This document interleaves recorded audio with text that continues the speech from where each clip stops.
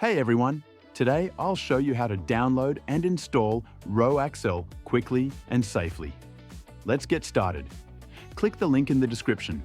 This will take you to the Accel page. From there, click on the Releases page link to access the latest version.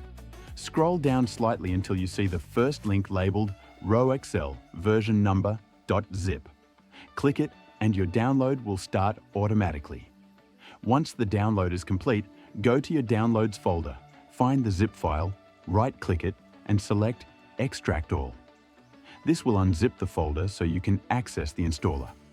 Open the extracted folder and double-click the installer file. Follow the on-screen instructions to install the software. Your PC may restart once the installation is complete. After your PC restarts, locate the Accel application icon, the one with the black mouse, and double-click it to open. That's it. If this tutorial helped you, make sure to like the video, subscribe to the channel, and hit the bell icon for more tech tutorials. Thanks for watching.